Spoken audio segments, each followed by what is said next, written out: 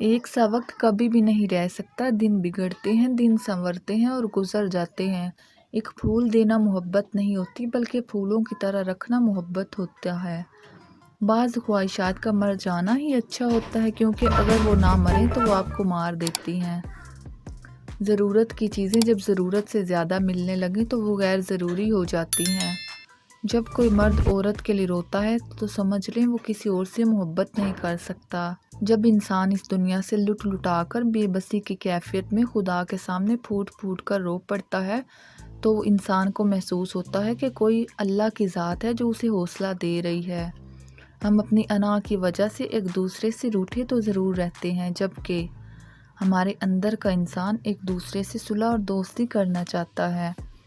اندرونی غم باہر کی جوانی کو کھا جاتے ہیں۔ مرد بھی عجیب ہے، عورت کا جسم دیکھ کر محبت کرتا ہے، اور عورت بھی عجیب ہے کہ اپنا جسم دکھا کر مرد سے عزت کی امید رکھتی ہے۔ اگر مرد نے کسی عورت سے شادی کرنی ہوتی ہے تو وہ کر ہی لیتا ہے، چاہے اس کی مرضی و ضد ہو یا نہ ہو۔ وہ سب کو راضی کر لیتا ہے اور ہر بات کا مطلب بھی سمجھا دیتا ہے۔ سب کو اس کے سامنے ہار ماننی پڑتی ہے۔ جو اصل خاندانی مرد ہوتے ہیں وہ لڑکیوں کے احساسات سے نہیں کھیلتے بلکہ نکاح کرتے ہیں، اس لیے مرد کبھی مجبور نہیں ہوتا۔